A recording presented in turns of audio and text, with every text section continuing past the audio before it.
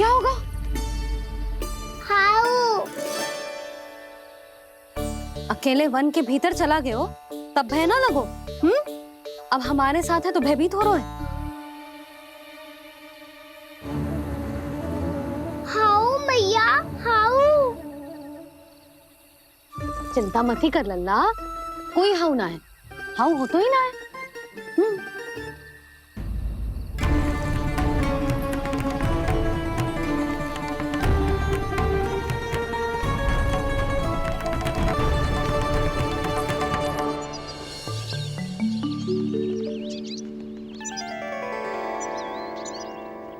अब तो तू घर आ गया है ना लल्ला, अब भयभीत होने की कोई आवश्यकता ना है। तू बैठ, मैं जल लेके आती हूँ।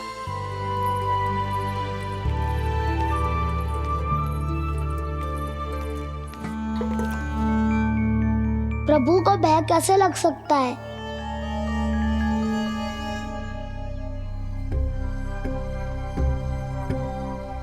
हाउ?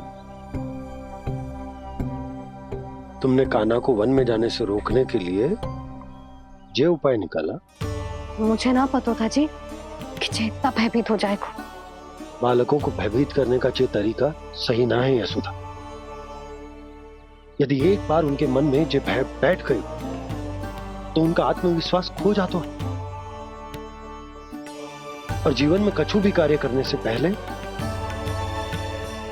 उन्हें हिचक होती। ऐसे बालक जीवन में पीछे रह जाते हैं।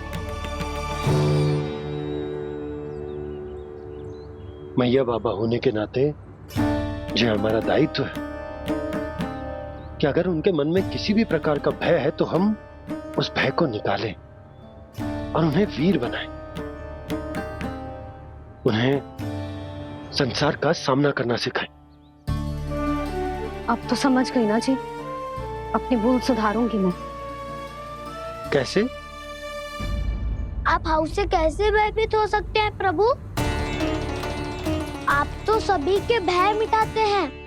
पूरे संसार को अंधकार में ढकेलने वाले भयानक असुर हिरण्याक्ष से भी भयभीत नहीं हुए थे आप। पहरा बनकर उनका संहार किया था। राक्षसों के राजा दशानन रावण से भी भयभीत नहीं हुए आप। राम बनकर उसका भी वध किया था। तो आप हाउ से कैसे भयभीत हो सकते हैं प्रभु?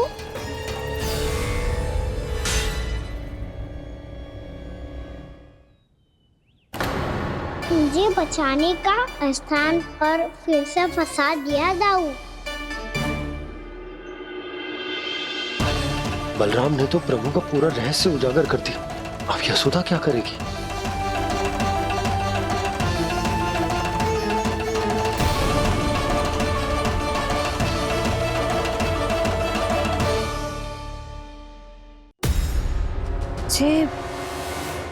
जे इसने भगवान जी खेल के सीखो है या जे सब आपने सिखाए हुए हैं? कोई भी कार्य करते समय या इसे सुलाते समय जब ये हट करने लगता है ना, तो मैं उसे पुराणों और उपनिषदों की कहानियां सुनाती हूँ। इसने उन सारी कथाओं को स्मरण रखा है और आज अपने छोटे भाई का मनोबल बढ़ाने के लिए उनका प्रयोग कर रहा है। ये सब देखकर तो मैं भी आश्चर्यचकित हुई यशोदा।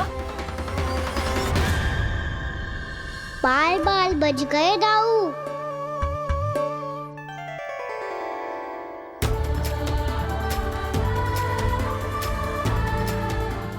अच्छा ही हुआ कि मैया को कोई संदेह नहीं हुआ, अन्यथा कोई ना कोई अनोखा निर्णय ले लेती है ये।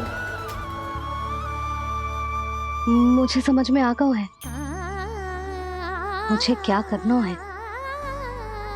मुझे अपनी भूल कैसे सुधारनी है, अपने कान्हा को अनुशासित कैसे करना है, इसे शरारत करने से कैसे रोकना है, इसे पढ़ा लिखा के इसकी शिक्षा आरंभ करने का समय आ गया है।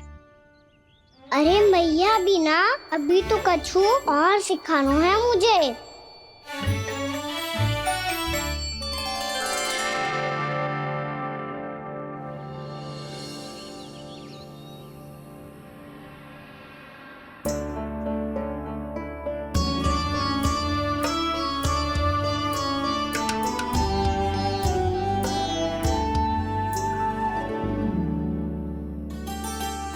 मैं कान्हा की शिक्षा कल किससे आरंभ करूं? गिनती से ना, वर्णमाला से।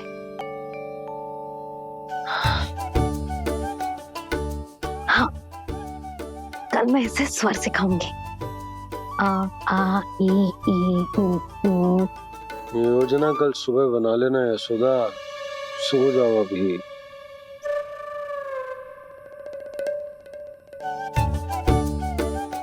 तभी ना समझते जी, योजना तो अभी से बनानी पड़ेगी ना, सुबह तो पढ़ाई आरंभ होगी कान्हा की।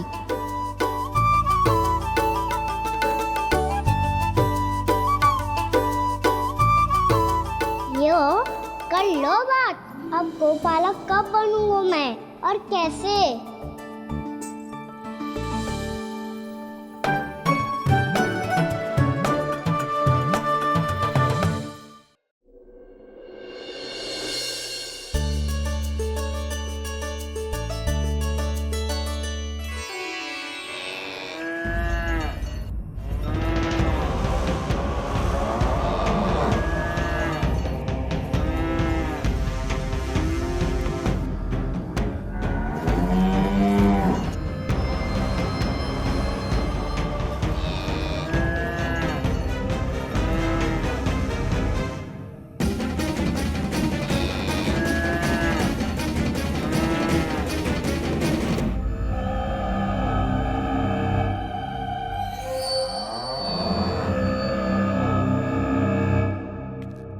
विलंब के लिए क्षमा कीजिएगा महाराज, स्वास्थ्य थोड़ा ठीक नहीं था इसलिए कुछ अवश्य ही भोजन के कारण कुछ। ऐसा क्या खा लिया दुर्जन जो पचा नहीं पा रहे? मेरी दुर्बलता तो एक ही है महाराज, मिठाइयाँ। जब वो मेरे समक्ष होती है तो रहा नहीं जाता। जो सबसे अधिक प्रिय हो, यदि वही विष बन जाए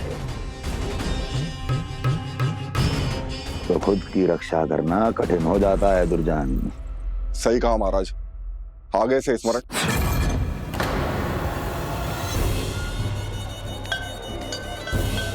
उस विष्णु अवतार को सबसे अधिक प्रिय क्या है? पता नहीं महाराज। पता करो।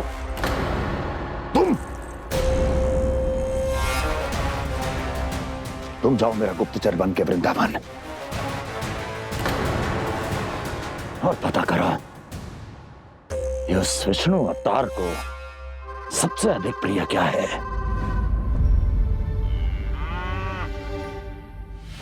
पंडित वाला किसान, जिस वेश में जाना है जाओ, किंतु एक दिन के भीतर भीतर मुझे सूचना दो, किसी भी मूल्य पर। जाओ।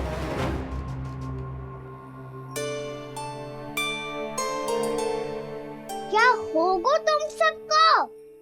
प्रभु, जब से आपने गौपालक बनने की इच्छा प्रकट की है, हम सब के लिए एक एक क्षण भी काटना कठिन हो गया है। भूख प्यास सब मिट गई है प्रभु। जब आप गौपालक बनेंगे तो हमें आपके साथ समय बिताने का अवसर मिलेगा। बस इसी आशा में हम सब व्याकुल हैं प्रभु। चिंता मत करो, मैं तुम सबके साथ बहुत सारा समय बिताऊंगा। शीघ्र ही गोपालक बनूंगा मैं।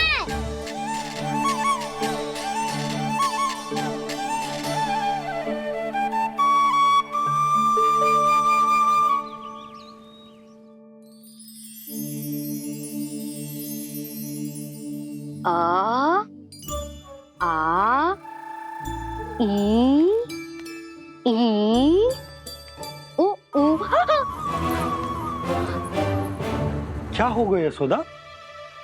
ना वो तो मैं बस। और एक बात बताओ, तुम वर्णमाला का अभ्यास कर रही हो, वो भी इतनी सुबह सुबह, और ये क्या बना रही हो? छूना है। अरे दिखाओ ना। नंदराज, वो गौशाला में आपकी आवश्यकता है। आ तो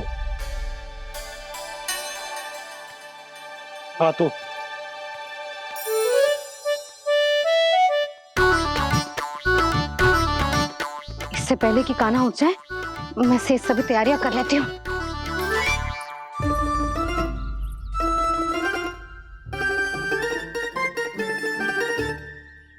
पहले तो सब चारा समाप्त कर दिया था, अब कछु ना खा रही है। लगता है बन की घास का स्वाद भूल लग गए ने। तब तो हमें गौचारण आरंभ करना पड़ेगा। पर वो भी इतना सरल ना है नंदराज। गौपालक कम है और गैयाएं अधिक है। अभी कली वन में 2 गैयाएं भटक गई थी, बड़ी कठिनाई से मिली है।